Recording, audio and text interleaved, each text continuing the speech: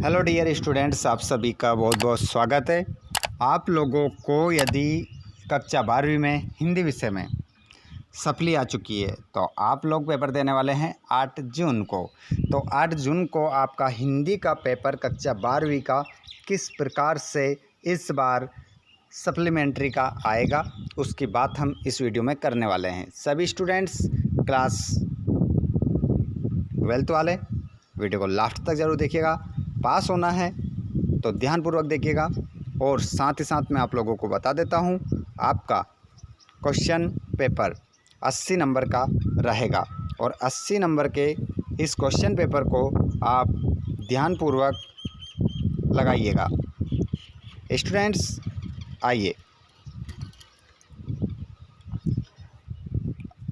हम देखते हैं इसका पूरा सॉल्यूशन। हिंदी विषय का पूरा सॉल्यूशन देखेंगे। अगर आप वीडियो को लास्ट तक देखेंगे तो आपको इस बार ज़रूर सफलता मिलेगी। आइए स्टूडेंट्स स्टार्ट करते हैं पहले प्रश्न से। सही विकल्प चुनकर लिखिए। पतंग कविता इनमें से किसके लिए प्रसिद्ध है? तो यहाँ पर आपको किसी प्रकार की गलती नहीं करना है। यहाँ पर जो आपका सही उत्तर हो जाएगा, प्रतीकों के लिए, चित्र विधान के लिए, बिंब विधान के लिए या व्यंग्यार्थ के लिए। तो यहाँ पर जो पतंग कविता है बच्चों, वो आपका राइट आंसर होगा बिंब विधान के लिए। अगला क्वेश्चन, कौन सा रस सा हृदय के हृदय में उत्साह का संचार करता है? तो यहाँ पर आपका जो ऑप्शन है करुण रस, श्रृंगार रस, वीर रस, वात्सल्य रस। तो इसमें जो ऐसा रस जो हृदय में उत्साह का संचार करता है वो होता है वीर रस। अगला क्वेश्चन हम देखेंगे, बाजार दर्शन पाठ का केंद्रीय भाव है। तो बाजार दर्शन जो पाठ है जैनेन्द्र कुमार ने लिखा है। पाठ के नाम सभी आपको याद होना चाहिए। इसको लिखने वाले जैनेन्द्र कुमार है। बाजार दर्शन पाठ का केंद्रीय भाव क्या होगा?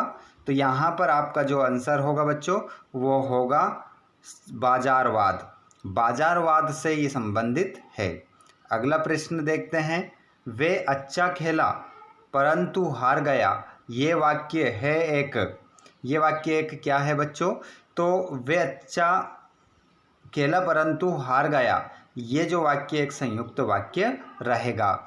जहाँ पर मैं इसकी ट्रिक बता देता हूँ, जहाँ पर बीच में आपको परंतु, किंतु, लेकिन, अथवा, या, तथा ये शब्द दिख जाते हैं बीच में, तो वहाँ पर संयुक्त वाक्य होता है।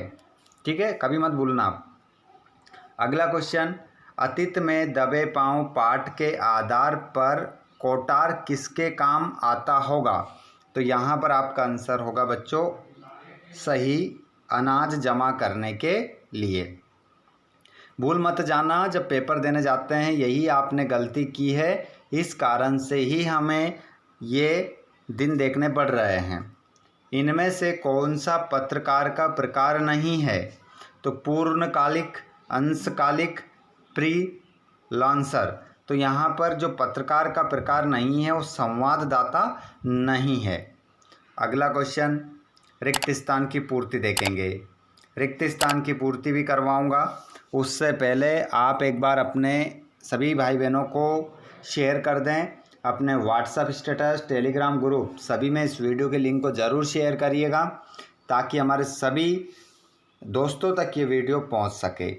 चलिए, प्रश्न नंबर पहला, तुमने को सहूलियत से बरतना कभी नहीं सीखा? तो इस खाली स्थान में आ जाएगा भाषा।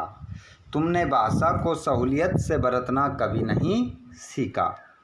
श्रृंगार काल का अन्य नाम है। तो श्रृंगार काल को हम एक नाम से और जानते हैं रीतिकाल। इसमें आएगा रीतिकाल। और अगला क्वेश्चन है, काव्य में बिंब को माना जाता है। तो यहाँ पर काव्य में बिंब को जो माना जाता है वो शब्द चित्र माना जाता है या बिंब चित्र माना जाता है या मर्म चित्र माना जाता है? तो काव्य में बिंब को जो माना जाता है वो शब्द चित्र माना जाता है। काव्य में बिंब को माना जाता है, बिंब चित्र मानेंगे। ठीक है, शब्द चित्र नहीं, बिंब चित्र। अगला क्वेश्चन है, बाजार में एक है। तो बाजार में एक क्या है बच्चों? तो आंसर हो जाएगा जादू है। क्या है? जादू है। किसी को भी अपनी ओर आकर्षित कर लेता है। अगला क्वेश्चन, कभी कभी कहते हैं ना मैं तो आज का गया था, बाजार गया था, कुछ भी काम नहीं था, लेकिन 1000 रुपये क्या कर गए, उठ गए, ये सामान ले आया, ये ले आया, बहुत सारा सामान लेकर आ गया, लेकिन लेने कुछ नहीं गया था। ठीक है, तो इस प्रकार इसे कहा गया है कि बाजार में क्या होता है, जादू होता है। जब एक ही शब्द की पुनरावृत्ति होती है तो उसे शब्द युग्म कहते हैं, तो उसे हम पुनरुक्त शब्द युग्म कहते हैं, ध्यान रखिएगा। अगला क्वेश्चन, आप लोगों की देखा देखी सेक्शन की घड़ी भी हो गई है। तो आप लोगों की देखा देखी सेक्शन की घड़ी भी हो गई है, सुस्त हो गई है। कैसी हो गई है बच्चों, सुस्त, याद रखिएगा, और कुछ नहीं लगाना है, व्यस्त गतिशील ऐसा नहीं लगाना है, सुस्त लगाना है। संपादकी को की आवाज़ माना जाता है, तो यहाँ पर आम जनता की, संपादकी की को जो होता है उसको आम जनता की आवाज़ माना जाता है। जैसे कि अखबार है, मान लो मैं एक अखबार छापने वाला हूँ, तो उस अखबार में क्या लिखूँगा, जनता की आवाज़ को लिखूँगा, है ना। जिनके समस्या है, जिनको दुख दर्द है, जो भी विकास हुआ है, जो भी अच्छाइयाँ हैं, जो भी बुराइयाँ हैं, उसको उसमें लिखा जाता है, तो उसे माना जाता है आम जनता की आवाज़। अगले प्रश्न की ओर हम बढ़ते हैं और प्रश्न नंबर 3 में जोड़ी है। सभी बच्चे वीडियो को लाइक ज़रूर करिएगा और अपने दोस्तों को शेयर करते रहें सभी। चलिए, बिल्कुल आप सभी का स्वागत है, एक दूसरों को शेयर करें और उनकी मदद करें। कविता के बहाने, तो कविता के बहाने जो पाठ लिखने वाले हैं वो है कुंवर नारायण। महाकाव्य जो है कामायनी है। भक्तिन पाठ लिखा है महादेवी वर्मा ने, और अर्थ के आधार पर वाक्य के भेद होते हैं 8, और जूझ पाठ को लिखने वाले हैं आनंद यादव, और विशेष रिपोर्ट का जो प्रकार होता है वो 3 होते हैं। ठीक है, तो ये हो चुका है हमारा क्या, सही जोड़ी। उसके बाद में यहाँ पर हम देखेंगे निम्नलिखित प्रश्नों के उत्तर एक वाक्य में देना है। राम की शक्ति पूजा कविता के रचनाकार कौन है? राम की शक्ति पूजा कविता के जो रचनाकार हैं उनका नाम है सूर्यकांत त्रिपाठी निराला। नाम तो सुना ही होगा, सूर्यकांत त्रिपाठी निराला ने इस रचना को लिखा है, राम की शक्ति पूजा। ध्यान रखिएगा। विस्तृत कलेवर वाले काव्य को क्या कहते हैं? तो इसे हम क्या कहते हैं, महाकाव्य कहते हैं। क्या कहते हैं, महाकाव्य से कहते हैं। एकांकी में कितने अंक होते हैं? तो एकांकी में जो अंक होते हैं वो कितने होते हैं, 1। बद्री केदार के रास्ते कैसे हैं? तो टेढ़े मेढ़े भी लिख सकते हैं या तंग लिख सकते हैं आप। कैसे? टेढ़े मेढ़े तंग रास्ते हैं। गागर में सागर भरना मुहावरे का अर्थ लिखिए। तो गागर में सागर भरना मुहावरे का अर्थ है थोड़े में अधिक कहना। थोड़े में अधिक कहना इसका अर्थ हो जाएगा, थोड़े में अधिक कहना। ठीक है। रोजी रोटी की तलाश में आए यशोधर पंत को किसने शरण दी? तो किशन दा ने दी। क्या लिखेंगे, किशन दा, जिनका दूसरा नाम क्या है, कृष्णानंद पांडे। ठीक है, तुम्हें तो ये लिखना है किशन दा। और HTML का फुल फॉर्म क्या होगा? H hyper, T text, M markup, L मतलब लैंग्वेज, क्योंकि हम भाषा की बात कर रहे हैं यहाँ पर। ठीक है, तो एक बार वो बता देता हूँ।